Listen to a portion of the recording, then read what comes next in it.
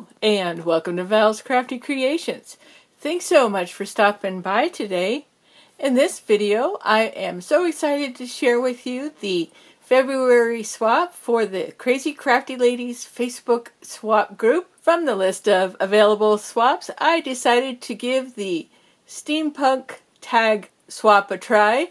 I am a little bit familiar with steampunk. When my son was on the robotics team a few years back, we created costumes. It was a lot of fun, but I challenged myself this month. From one of the swaps, I received this gear-themed die set, clock and gear die from Donna. And then in the Christmas swap, I got the brick wall dies and these steampunk stickers. Went through the pack and picked out this one here of the gal sitting in the chair. And the sticker was just a little bit too small for me. I enlisted hubby to put the sticker on the copier and enlarge it to 120%. And let's see, what else do I have in here? Oh, I've been just collecting all these different metal pieces, and I had a couple different colors of the ball chain, so I decided to work with this one here. And so I picked out all of the gears from this bag, and then at the end I needed a few more, so I was able to take some of the silver ones and use those on my project. So some of them matched and some of them were different, but I'll show you how I figured out how to get around the different colors. And then from this die set here, the inner workings, I die cut a couple of those, and then die cut a couple of the outer pieces. So I worked with those. And then for the actual tag, the size was supposed to be at a minimum 2x4. I thought I would work with these manila tags. Hubby picked me up at one of those garage sales, cut it down. My tag ended up being 4x8.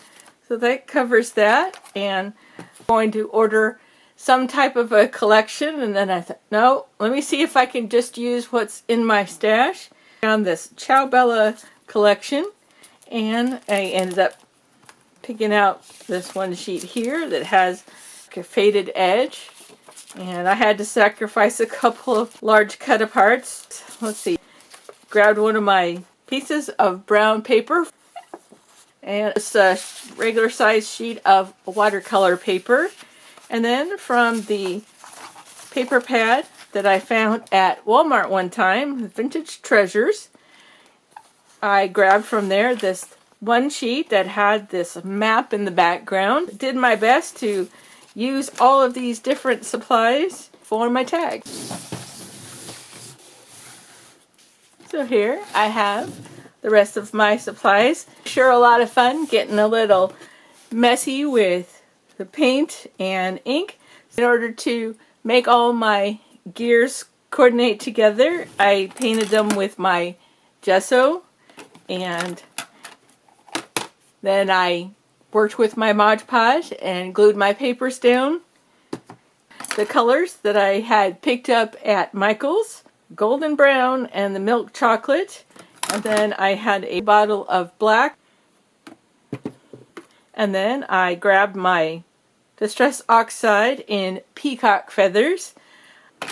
And as you can see, lots of brushes. I have these little paint daubers. These are from Mod Podge. And I worked with my Stays On Brown Timber ink, and my Oxide Black Soot and Walnut Stain. And then finally using the stamp, I did all of the painting, and then I came back with the Stays On and the crackle background, and that really added a lot to the tag. Alright, I think that covers that.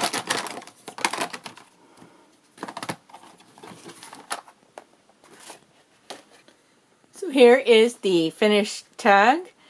Down this side of the tag, I have the torn strip of the map paper, and then for the background, I started with a envelope that I had received in some goodies from Donna, and there was a rip in it, and so I thought, well, I'm going to be covering it up anyway, and I really liked the rusty color.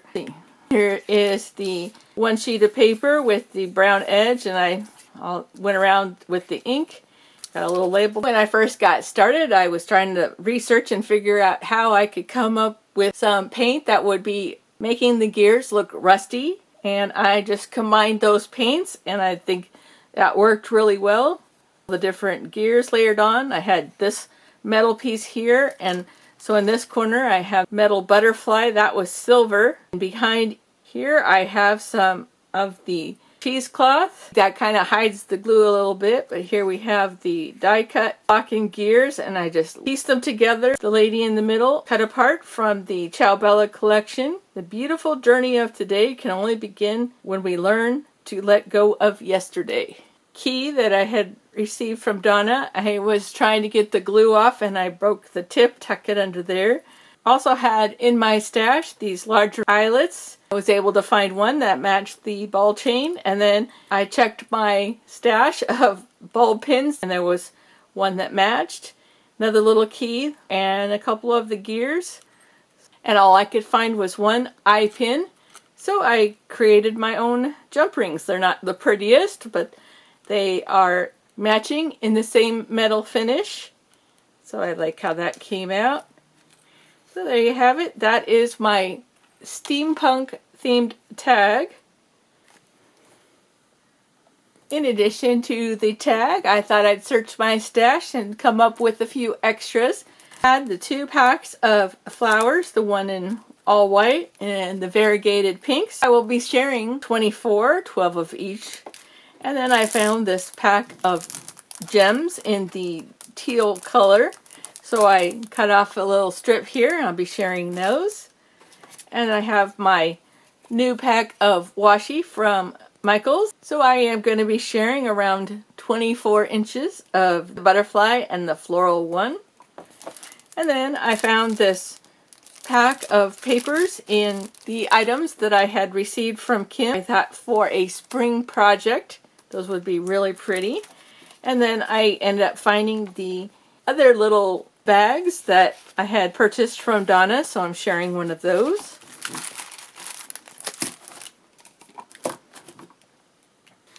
So here is everything. I picked these 2 really pretty sheets here. And what I didn't realize when I first looked at the papers, that it's actually 2 different images per sheet. They're really cute. And I will have to fold them in half, but I thought they would protect the tag a little bit. Here's the bag that I picked out, and I took my Jagged Edge scissors and cut along the top there. And then the second packet, the gems across the top, washi tape down the side, and then the flowers in the back, and then the steampunk themed stickers there. Picked out some of the guys and the gals. So those are my goodies. And then of course I have grabbed a sheet of white tissue paper to wrap everything up. And once it's wrapped up, I will tie some of this rust colored yarn from Dollar Tree around it. I thought that matched really well with the steampunk theme. And I had still in my stash a few of these pop-up butterflies from the Dollar Tree. Thought that would look really pretty on the package. And of course I'll have everything wrapped up in a cellophane bag. So there's that, and my tag. Okay, well, I'm going to get this all bundled up and on its way to Connie. I'll be right back to share with you what she sent me.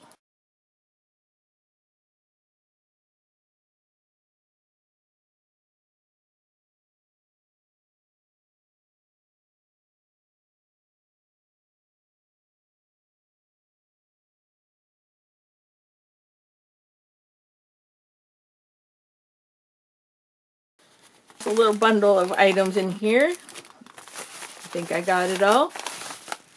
Alright, see a tag in the middle. Oh wow, look at that. And it looks like a sheet of paper. Once she cut out her background, that's what she had left.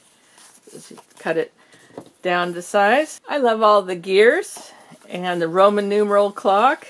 That's definitely a steampunk themed piece of paper. That'll be perfect for in the future. I will have that with my stickers. And let's see this tag. It was nice of her to include her information on the back. I like the hat. That's a great die cut. And I didn't think about feathers. And all these gears.